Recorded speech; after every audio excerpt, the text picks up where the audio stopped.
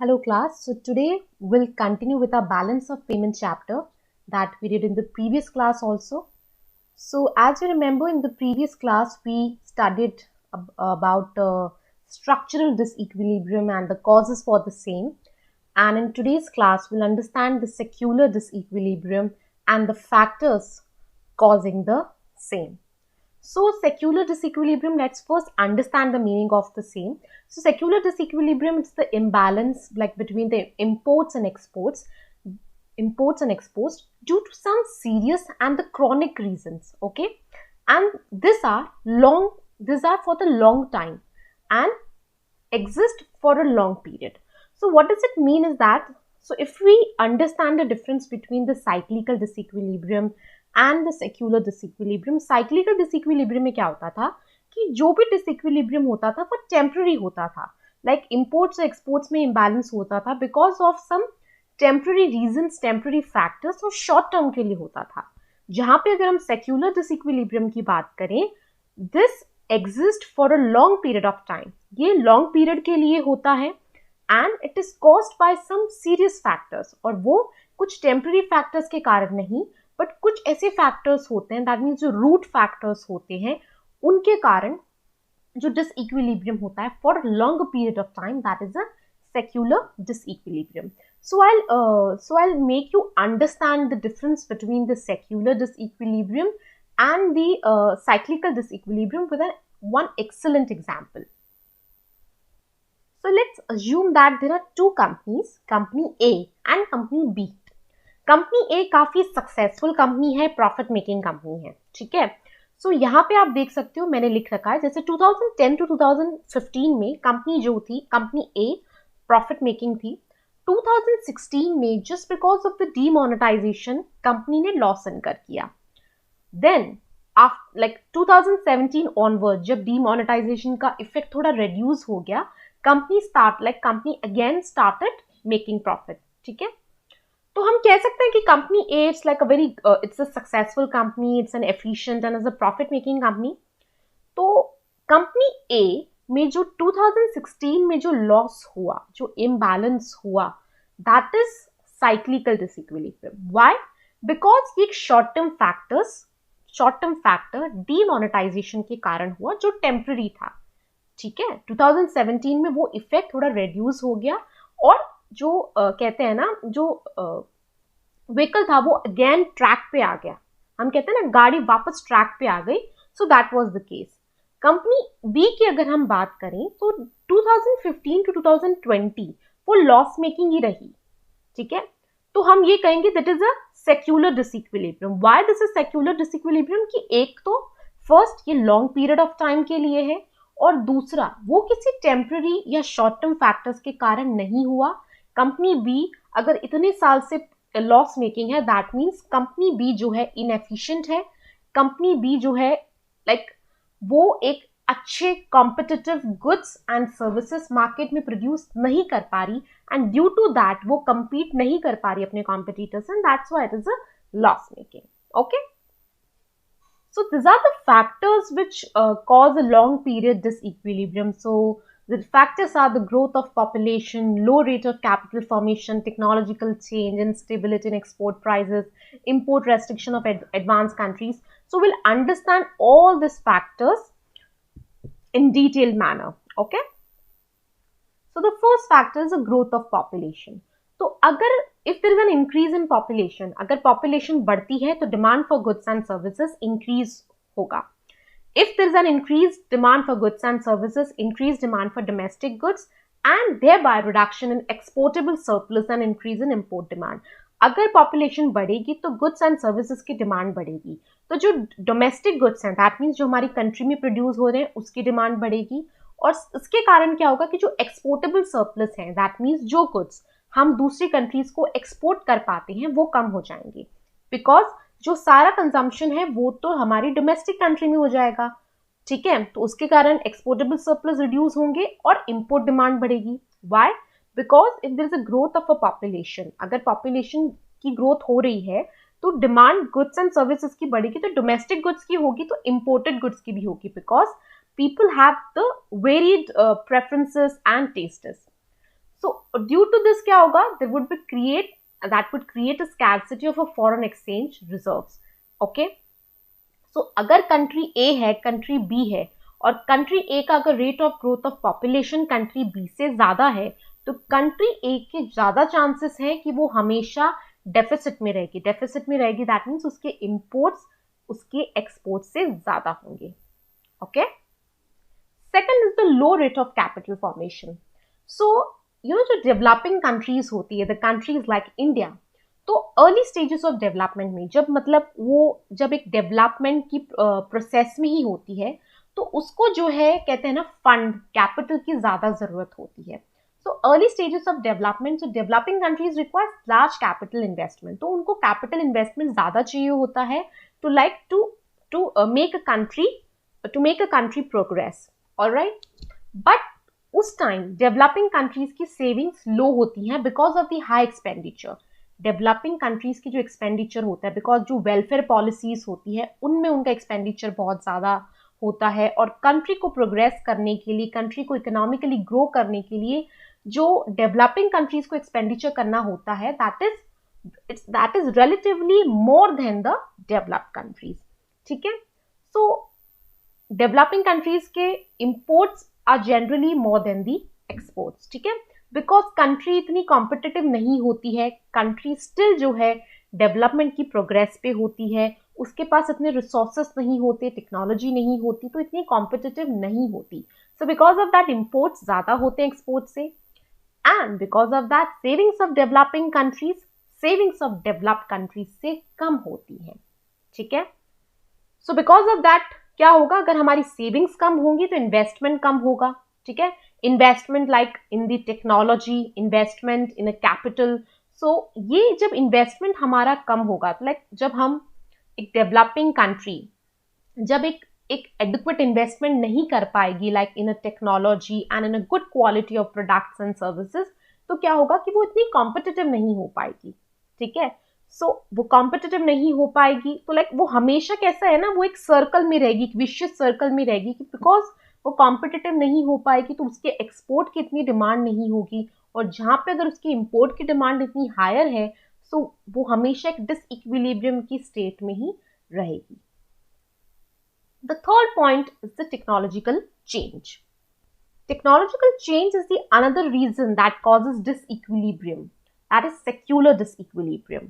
अगर इनोवेशन, कोई कंट्री अगर कुछ इनोवेट करती है तो उसके जो एक्सपोर्ट्स की डिमांड है वो ज्यादा होगी, और जो डोमेस्टिक कंट्रीज की जो एबिलिटी है टू कम्पीट वो दोज फॉरेन कंट्रीज वो कम हो जाएगी। अगर कोई कंट्री इनोवेशन लेके आती है किसी भी एरिया में, ठीक है, तो वो इनोवेशन लाएगी in the quality of a product, like बहुत अच्छे, बिकॉज ऑफ दैट इनोवेशन वो बहुत ही अच्छे क्वालिटी के गुड्स एंड सर्विसेज प्रोड्यूस कर रही हैं, and that is in reduced price, तो क्या होगा, उसके एक्सपोर्ट्स की डिमांड बढ़ेगी। जहां पे जो डोमेस्टिक कंट्रीज जिसके पास वो इनोवेशन अभी तक नहीं है, वो कंपीट नहीं कर पाएगी उस फॉरेन कंट्रीज से। ठीक है, तो इससे क्या होगा कि उसके एक्सपोर्ट्स, डोमेस्टिक कंट्रीज के एक्सपोर्ट्स इंक्रीज नहीं होंगे, और जहां पे फॉरेन कंट्रीज की डिमांड बढ़ जाएगी। So again the situation would be of disequilibrium. Okay, then the instability in export prices. So instability in the export prices is like कि it's very common feature of developing countries. जैसे example है, जैसे agriculture goods जो होते हैं, agriculture जो products होते हैं, उसका जो प्राइस होता है वो रेनफॉल पे डिपेंड करता है। दैट मीन्स अगर if there is an abundance of water, ठीक है, तो क्या होगा कि prices would be like fair enough, fair prices होंगे। बट देयर इज अ जो रेनफॉल है वो अगर स्कैर्स है, ठीक है, कि इस बार अगर इतनी अच्छी किसी साल अगर बारिश अच्छी नहीं होती, सप्लाई जो है गुड्स का, एग्रीकल्चर गुड्स का इतना नहीं होता, तो prices would be very high. Okay, and so this would be the case. So that means जो प्राइसेस होंगे वो स्टेबल नहीं होंगे। ऑलराइट, सो इससे क्या होता है कि जो एडवांस कंट्रीज हैं, डेवलप्ड कंट्रीज हैं, जो एग्रीकल्चर गुड्स जो है अगर हमसे इंपोर्ट कर रही हैं, तो वो क्या करेंगी, वो किसी और सब्स्टिट्यूट पे स्विच हो जाएंगी, because the instability of the prices like worsen their budget. वो क्या करता है कि उनके बजट को हिला देता है। So like they are not going to then switch to, they are not going to then stay to our product. Then the fifth point is the import restriction of advanced countries. So advanced countries क्या होती हैं कि import restrictions लगा देती हैं in the form of tariff. ठीक है, कि लाइक अगर कुछ इम्पोर्ट हो रहा है बाहर की कंट्री से, so they will put tax into it, so that would increase the price of those imported goods and thereby people would reduce the consumption of the same. So in the form of a tariff, in the form of a quota, so quota in the form की एक limit रख देती है कि that means कि आप जो है सिर्फ एक गिवन अमाउंट तक ही, एक लिमिटेड, एक प्रिस्क्राइब अमाउंट तक ही इंपोर्ट कर सकते हो. तो इस टाइप की जो इंपोर्ट रेस्ट्रिक्शंस है वो भी कंट्री इंट्रोड्यूस करती है. So due to that again क्या होता है, that causes a disequilibrium. Okay, because advance countries is like they are self sufficient, उनके एक्सपोर्ट्स कॉम्पिटिटिव होते हैं and then they put import restriction. So because of that क्या होता है कि डेवलपिंग कंट्रीज सफर करती हैं. Okay, so we discussed the causes for this secular disequilibrium. Now we'll talk about the measures for correcting disequilibrium. Like what are the measures through which ये जो disequilibrium की जो situation है उसको address किया जा सकता है, उसको सुधारा जा सकता है. So there are two kind of measures. There are monetary measures and non-monetary measures. So monetary measures में we have deflation or tight monetary policy, exchange depreciation, devaluation, exchange control, and in non-monetary measures we have an export promotion policy and import control measures. So again we'll discuss each of these points in a detailed manner. Okay, so the first one is a tight monetary policy. Government like क्या करती है, like RBI, what it do? It increases the CRR. You know about the CRR, that is the cash reserve ratio. Cash reserve ratio, that means reserve requirements वो increase कर देती है, जिसके कारण जो बैंक्स हैं वो क्रेडिट जो है वो लोगों तक इतना ना पहुंचा सके. दैट मीन्स वो एक लिमिट बांध देती है कि आपको इससे ज्यादा जो है क्रेडिट लोगों को नहीं देना है. ठीक है, so there is a decrease availability of a credit, और साथ में वो इंटरेस्ट रेट को इंक्रीज कर देती है. तो लाइक दोनों में से एक चीज कर सकती है कि या तो CRR इंक्रीज कर दिया या फिर इंटरेस्ट रेट इंक्रीज कर दिया. So if there is an increase interest rate और if there is an increase CRR, तो जिससे क्या होगा, बोरिंग डिक्रीज होगी. ठीक है, जब बोरिंग डिक्रीज होगी so there would be a decrease consumption and investment. Okay, and thereby there would be an decrease in import demand too, because borrowing decrease हो गई, कंजम्पशन डिक्रीज हो गया. तो अगर कंजम्पशन डिक्रीज होगा तो वो डोमेस्टिक गुड्स का भी होगा और इंपोर्टेड गुड्स का भी होगा. तो यहाँ पे हमारे इंपोर्ट रिड्यूस हुए और साथ में ही क्या हुआ, सेविंग्स इंक्रीज होगी. Why? Because people want spend, want borrow and spend. Because जब इंटरेस्ट रेट ज्यादा है तो लोग बोरो नहीं करेंगे, स्पेंड नहीं करेंगे, तो वो क्या प्रेफर करेंगे, उस पैसे को सेव करने को प्रेफर करेंगे. So that savings results into an investment later on. So वो जो सेविंग्स जो हैं बाद में इन्वेस्ट होती हैं and that investment increase the competitiveness of the country's product. Okay, so this is the monetary measure, that is the tight monetary policy adopted by the government. Then the depreciation. So depreciation is the fall in the value of the domestic currency Okay. So depreciation में क्या होता है कि foreign currency की comparison में हमारी country की जो वैल्यू है, हमारी करेंसी की जो वैल्यू है वो डिक्रीज हो जाती है. सो डेप्रिसिएशन जो है वो मार्केट फोर्सेस के हिसाब से चलता है कि जैसे जो डिमांड और सप्लाई होती है हमारी करेंसी की, उसके हिसाब से जो है जो करेंसी है वो डेप्रिशिएट अप्रिशिएट होती है. तो डेप्रिसिएशन में क्या है कि कौन से मेजर्स जो है कंट्री अडॉप्ट करती है to stimulate the depreciation of the currency. So first is the loose monetary policy. Loose monetary policy में there is a RBI decrease the interest rates कम कर दिया. अब जब interest rates कम हो जाएंगे तो people won't deposit their money in banks. लोग जो हैं अपना पैसा बैंक्स में डिपॉजिट्स नहीं करेंगे. ओके, और वो क्या करेंगे कि फॉरेन बैंक्स में स्विच ओवर कर देंगे कि जहां पे उनको अच्छा इंटरेस्ट रेट मिल रहा है. That means the interest rates of domestic banks is less than the interest rates of a foreign banks. So क्या होगा कि जब फॉरेन बैंक्स में वो लोग इन्वेस्ट करना स्टार्ट कर देंगे तो फॉरेन करेंसी की डिमांड बढ़ जाएगी and there would be decrease demand of a domestic currency, जिससे क्या होगा हमारी करेंसी की वैल्यू रिड्यूस हो जाएगी. So that is the depreciation. Okay, because अगर आप वहां पैसा इन्वेस्ट कर रहे हो तो आपको वहां की करेंसी चाहिए, तो उससे क्या होगा कि वहां की करेंसी की डिमांड बढ़ जाएगी. वहां की करेंसी की डिमांड बढ़ जाएगी in comparison to our domestic currency. So that would reduce the value of our domestic currency. Okay. Along with the loose monetary policy, government could adopt a loose fiscal policy. Loose fiscal policy में there are reduced taxes and increased government expenditure which could result into, अगर taxes कम हो जाएंगे so there would be an increase in demand for goods and services, because taxes कम होंगे, लोगों के पास इनकम ज्यादा बचेगी. दैट मीन्स की disposable income. So increase demand for goods and services, increase economic growth. अगर कोई भी चीज की डिमांड बढ़ रही है, इकोनॉमिक ग्रोथ हो रहा है, so that would result into an inflation. जब इन्फ्लेशन होगा दैट मीन्स कि जब हमारी गुड्स एंड सर्विसेज की प्राइस बढ़ जाएंगे, सो हमारी कॉम्पिटिटिवनेस डिक्रीज हो जाएगी. दैट मीन्स हमारे जो एक्सपोर्ट, जो गुड्स हम जिनको एक्सपोर्ट करते हैं, उनकी जो कॉम्पिटिटिवनेस है वो डिक्रीज हो जाएगी. Why? Because like if the goods are expensive here, then the foreign countries won't prefer to import goods from our country because the goods are expensive. So that would decrease in export demand. तो अगर export demand कम होगी, that means जो हमारी currency है उसकी demand decrease हो जाएगी. So that means अगर हमारी करेंसी की डिमांड डिक्रीज हो जाएगी, so again there would be fall in the value of the domestic currency, because now the country is like no more competitive. Okay. Then the third point through which the depreciation of the currency could be achieved is selling reserves of a domestic currency on the foreign exchange market.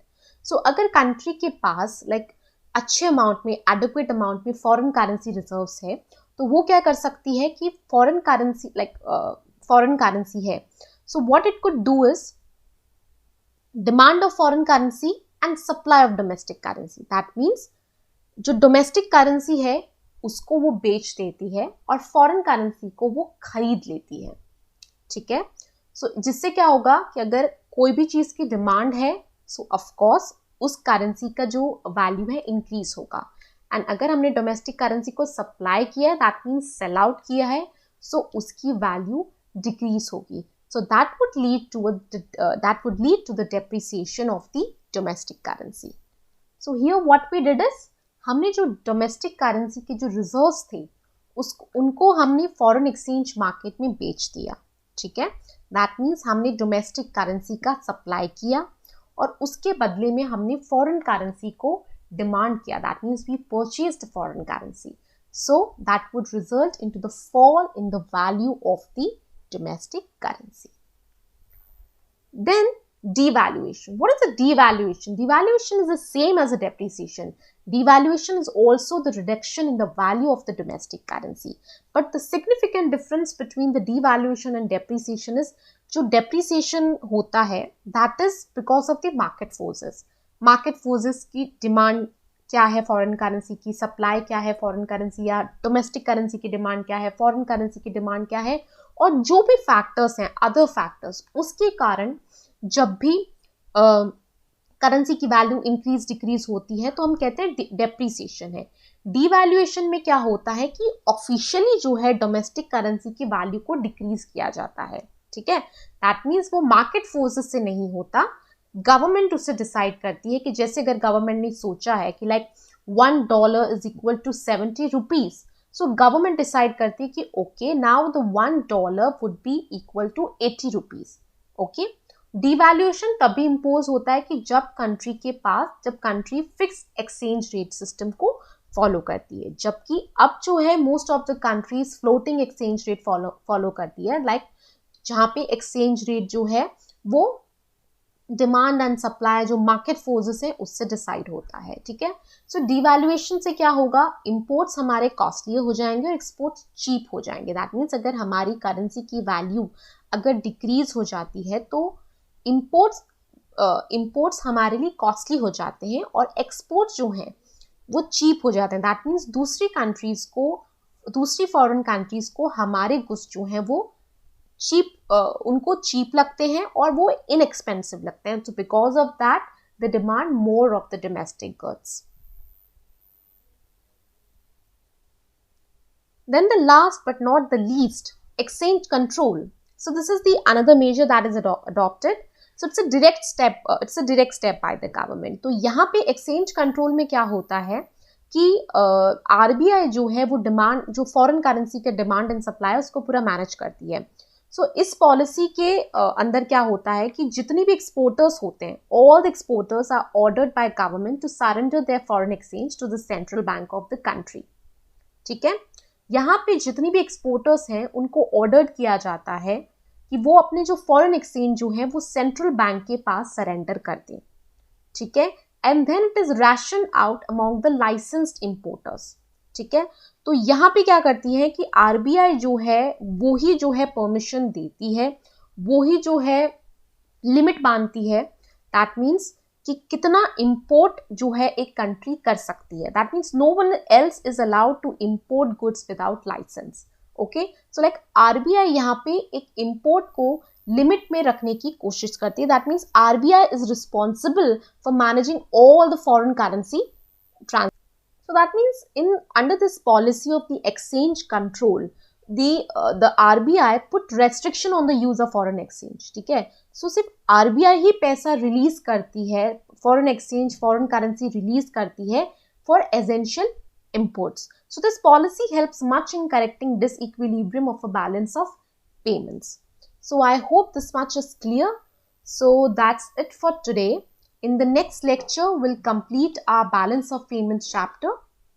I hope you understand, and if anybody of you have any doubt, you could contact me. Thank you so much.